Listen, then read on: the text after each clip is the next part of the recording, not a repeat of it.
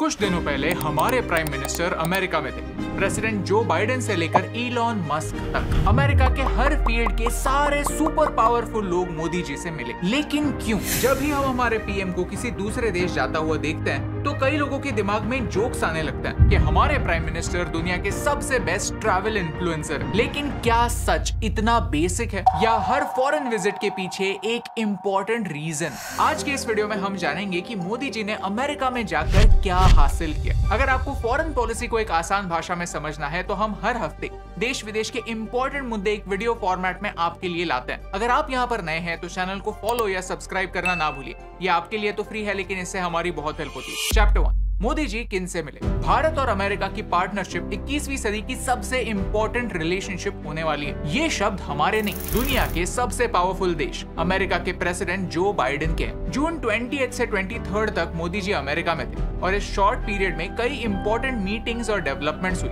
New York में योगा से लेकर व्हाइट हाउस में 1000 डिग्निटरीज के सामने कांग्रेस एड्रेस और स्टेट डिनर हुआ और आखिरी दिन इंडस्ट्री लीडर्स के साथ मीटिंग्स भी हुई। इसके अलावा मोदी जी न्यूयॉर्क में टेस्ला के सीईओ इलॉन मस्क से भी मिले, जहां इलॉन मस्क ने अनाउंस किया कि जल्द ही टेस्ला भारत में आएगी। I'm actually incredibly excited about the future of India. I think India has more promise than any large country in the world. He really cares about India because he's pushing us to make significant investments in India, which is something that we intend to do. अपने visit के आखिरी दिन पर Modi ji Indian और American industrialist से मिले। एक ही मंच पर शायद पहली बार गूगल, माइक्रोसॉफ्ट, एप्पल के सीईओज मौजूद थे। With the advent of AI, the opportunity for India to make more progress is definitely exciting, and we're going to support the Prime Minister's vision there. His vision for digital India, was ahead of its time. I now see it as a blueprint other countries are looking to do. साथ ही साथ आनंद महिंद्रा, मुकेश अंबानी, ज़ेरोधा के निखिल कामत भी यहाँ present. इस session में मोदी जी ने global tech leaders को make in India यानी इंडिया में, भारत में अपने प्रोडक्ट्स बनाने के लिए एनकरेज किया। The country has moved from a very slow follower, where the government was very bureaucratic and very, very slow moving and rigid and not a dreamer, to the most innovative country in the world. Innovation handshake के through regulatory hurdles कम करके दोनों देशों की companies में partnership बढ़ाने के लिए encourage किया गया। चैप्टर 2, अचीव क्या हुआ? ऐसे विजिट्स में अक्सर न्यूज सिर्फ इसी बात पर बनती है कि किसने किसे क्या गिफ्ट दिया, किसने कैसे फोटोज खिंचाए और किसने क्या कहा। लेकिन एक स्टेट विजिट में ये बातें काफी छोटी होती हैं। असली बातें बंद दरवाजों के पीछे होती हैं, ऐसी बातें जो दोनों देशों के लिए फायदेमंद प्रूव हो सकती है। चलिए वो बातें जानते हैं। भारत और यूएसए दोनों देशों ने नए डील्स अनाउंस किए, जिनमें डिफेंस कोऑपरेशन, सेमीकंडक्टर्स और एआई में पार्टनरशिप्स अनाउंस हुई। ये सारे एरियाज भारत के लिए काफी इंपॉर्टेंट है। सेमीकंडक्टर्स आज दुनिया चलाते हैं। आपके मोबाइल में, लैपटॉप में, इवन इलेक्ट्रिक व्हीकल्स में सेमीकंडक्टर्स होते हैं जो मानो आपके डिवाइस के ब्रेन होते हैं। ये सेमीकंडक्टर्स ताइवान और चाइना बनाता है। आज सिचुएशन ऐसी है कि अमेरिका के चाइना के साथ रिलेशंस काफी खराब हो चुके हैं और वो चाइना के लिए एक अल्टरनेटिव ढूंढ रहे हैं और हमें सेमीकंडक्टर इंडस्ट्री भारत में शुरू करने के लिए काफी हेवी इन्वेस्टमेंट की जरूरत है। अमेरिकन कंपनी माइक्रॉन भारत में $825 मिलियन इन्वेस्ट करने जा रहा है। गुजरात में सेमीकंडक्टर टेस्टिंग और असेंबलिंग फैसिलिटी बनने वाली है। 5 लाख स्क्वायर फीट का सेमीकंडक्टर प्लांट होगा, जहां इसी साल के एंड से सेमीकंडक्टर्स बनना शुरू होगा, जिनसे इन टोटल 5000 डायरेक्ट और 15000 इनडायरेक्ट जॉब्स जनरेट होंगे। भारत में लोगों को सेमीकंडक्टर्स बनाना नहीं आता, हमारे पास एक्सपीरियंस नहीं है, तो कोई बात नहीं। अमेरिका ने खुद कहा है कि आप 60,000 बेस्ट इंजीनियर्स को हमारे पास भेजो और हम उन्हें ट्रेन करेंगे। अमेरिका के लैम रिसर्च इंस्टीट्यूट ने ये जिम्मेदारी उठाई है। ये भारत के लिए एक बड़ी जीत। डिफेंस की बात की जाए तो सिक्योरिटी ऑफ सप्लाई अरेंजमेंट सोसा और reciprocal defence procurement arrangement RDP, इन 2 अग्रीमेंट्स पर चर्चा हो रही है, जिनसे दोनों देशों की डिफेंस इंडस्ट्रीज टेक्नोलॉजी ट्रांसफर करेंगी और एक दूसरे के साथ ट्रेड शुरू करेंगे। भारत की आर्म्ड फोर्सेस दुनिया की बेस्ट आर्म्ड फोर्सेस में से एक है। उनकी ब्रेवरी की कोई लिमिट नहीं, लेकिन हम टेक्नोलॉजी में पीछे है, ये एक कड़वा सच। हमारी आर्म्ड फोर्सेस को एक टेक्निकल रिवाइवल की जरूरत है। इसके बारे में हमने एक डिटेल्ड वीडियो भी बनाया। अमेरिका से हाई टेक टेक्नोलॉजी हमें मिलना हमारे बॉर्डर्स को सुरक्षित रखने के लिए काफी जरूरी है। जनरल इलेक्ट्रिक और हैल के बीच में GE F414 इंजिन भारत में बनाने का कॉन्ट्रैक्ट हुआ है, जिससे एडवांस जेट्स भी भारत में बन पाएंगे। At the same time Bharat आज 80 देशों को डिफेंस इक्विपमेंट एक्सपोर्ट करता है और जब डिफेंस की बात आती है तो अमेरिका दुनिया का लार्जेस्ट स्पेंडर है। भारत के डिफेंस सेक्टर का टारगेट है कि आने वाले कुछ सालों में $5 बिलियन से ज्यादा का एक्सपोर्ट, ताकि हम हमारा ट्रेड डेफिसिट कम करें और दुनिया के लिए एक इंपॉर्टेंट सप्लायर बने। लेकिन ये प्रैक्टिकल तभी होगा जब भारत एक डफार्स कंप्लायंट देश बनेगा। डफार्स यानी defence federal acquisition regulation supplement. नाम काफी बड़ा है लेकिन शॉर्ट में समझा जाए तो डफार्स कंप्लायंट वो देश होते हैं जिनसे अमेरिका वेपन्स खरीद सकता है। डफार्स कंप्लायंट देश कौन से है?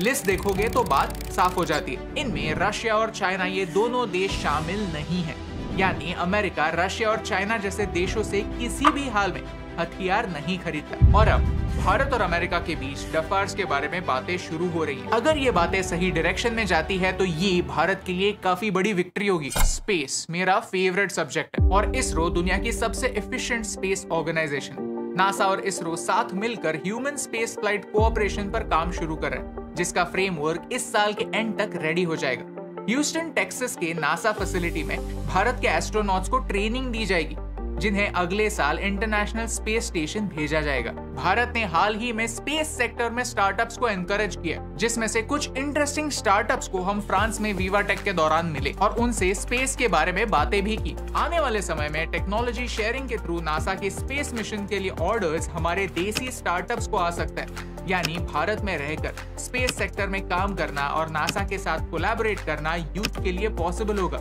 ये एक पॉजिटिव फ्यूचर की ओर इशारा करता है और ये सारी बातें सिर्फ हाइलाइट्स हैं, पिक्चर अभी बाकी है। 5G और 6G टेक्नोलॉजी में collaboration, 35 innovative joint research collaborations, Google की $10 बिलियन की भारत में इन्वेस्टमेंट, ये सारी पॉजिटिव डेवलपमेंट्स इन मीटिंग्स के दौरान हुई। भारत और अमेरिका मिलकर इंडसएक्स सिस्टम्स बना रहे, जहां थिंक टैंक, यूनिवर्सिटी स्टूडेंट्स मिलकर हाईटेक टेक्नोलॉजी डेवलप करेंगे। सस्टेनेबिलिटी से लेकर कल्चरल एक्सचेंज तक इन टोटल 58 बड़ी बड़ी पार्टनरशिप्स होने जा रही है और ये सब सिर्फ कुछ ही दिनों की विजिट से अचीव हो। ये इस बात का प्रूफ है कि दोनों देश एक सही ट्रैक पर आगे बढ़ रहे हैं। Chapter 3 negative reaction. नेचर का नियम है, for every action there is an equal and opposite reaction, और ये बात इस विजिट में भी सच साबित हुई। न्यूयॉर्क में सड़कों पर प्राइम मिनिस्टर ऑफ इंडिया लिखे हुए ट्रक्स घूम रहे थे। 70 लॉ मेकर्स ने प्रेसिडेंट बाइडेन को रिक्वेस्ट की कि इन मीटिंग्स में ह्यूमन राइट इश्यूज को एड्रेस करें और रिलीजियस, प्रेस और पॉलिटिकल फ्रीडम्स की भी बात करें। जब एक जर्नलिस्ट ने ऐसा ही कुछ सवाल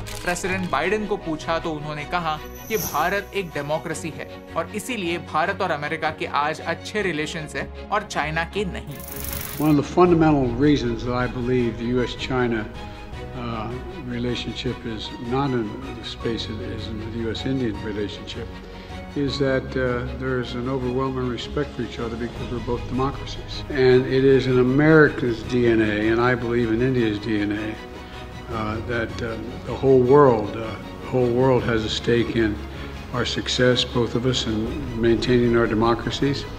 Makes us appealing partners and enables us to expand democratic institutions around the world.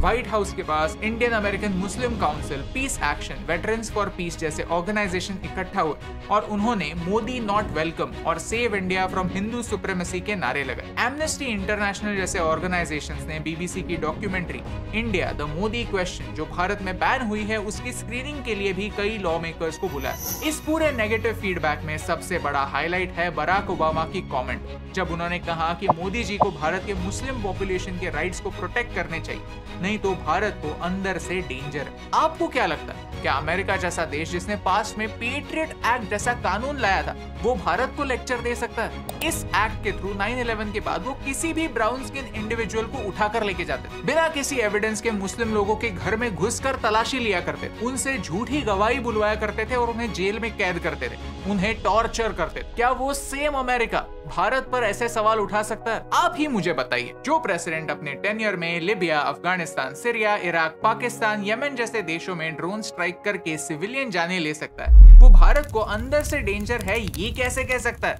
आपको क्या लगता है? हमें कमेंट्स में बताइए। Chapter 4 conclusion. लुक, मेरा पॉइंट ऑफ व्यू सिंपल। दुनिया में कुछ लोग मोदी जी को पसंद करते हैं और कुछ लोग नापसंद करते हैं।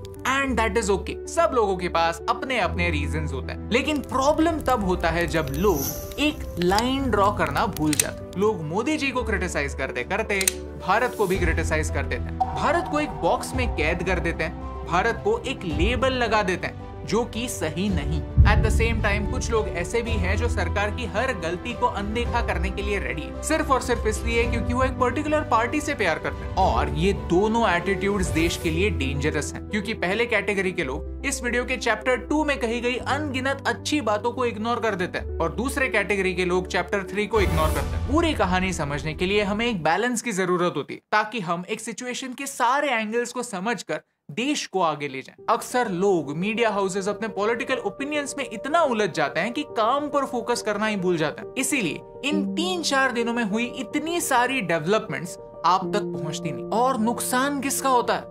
हम सबका। अच्छे डिसीजंस किसी भी लीडर के टेन्योर में क्यों ना हो वेलकम होने चाहिए और उन्हें सबका सपोर्ट मिलना ही चाहिए। और बुरे डिसीजंस किसी भी लीडर के टेन्योर में क्यों ना हो उन पर सवाल उठाए जाने चाहिए। जब भारत और अमेरिका एक ऑफिशियल विजिट पर एक दूसरे से मिलते हैं तो हमारे लीडर्स और उनके लीडर्स एक दूसरे से इक्वल्स की तरह मिलते हैं। यहाँ कोई ऊपर या कोई नीचे नहीं होता, सब एक टेबल पर बैठते हैं, सेम लेवल पर होता है। At such a moment focus diplomatic relations आगे बढ़ाकर अपने अपने देश के लिए इकोनॉमिक अपॉर्चुनिटीज पैदा करना होना चाहिए, ना कि नए दुश्मन बनाना। जहां दुनिया भारत को एज अ मार्केट देखती है, भारत दुनिया को एज अ फैमिली देखता है। लेकिन शायद अब हमें हमारा पॉइंट ऑफ व्यू बदलने की जरूरत है। जो देश जिस भाषा को जानता है उसी भाषा में उनसे बात करने की जरूरत है। जिसे कैपिटलिज्म समझता है उसे कैपिटलिज्म के थ्रू ही बात को समझाना पड़ेगा। फ्रैंकली स्पीकिंग, अमेरिका और इंडिया के रिलेशंस हमेशा से बहुत कॉम्प्लिकेटेड रहे। हमारे ट्रेड रिलेशंस हमेशा से काफी अच्छे रहे। हमारे मिलिट्री रिलेशंस उतने अच्छे नहीं है, क्योंकि ट्रेडिशनली स्पीकिंग हम हमेशा से रशिया से वेपन्स खरीदते। अब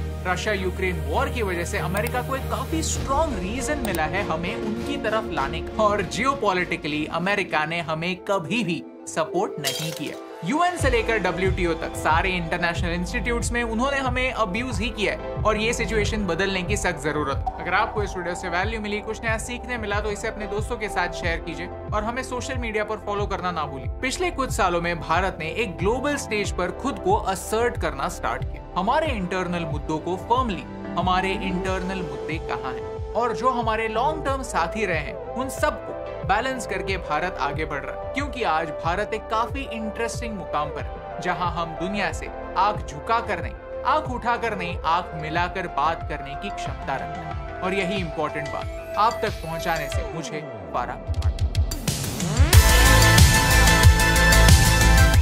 हे दोस्तों, thank you so much for watching this video till the end. अगर आपको ये वीडियो अच्छा लगा तो प्लीज वो लाइक बटन प्रेस कीजिए। अगर आप यहाँ पर नए हैं तो चैनल को सब्सक्राइब करना ना भूलिए। अमेरिका और पाकिस्तान के बीच एक काफी इंटरेस्टिंग लव स्टोरी शुरू है, उसके बारे में जानने के लिए इस वीडियो पर क्लिक कीजिए। अमेरिका एक डेट क्राइसिस से गुजरा है, उसके बारे में जानने के लिए यहाँ पर क्लिक कीजिए। Thank you so much for watching, क्योंकि आपके सपोर्ट से हमें फर्क पड़ता है।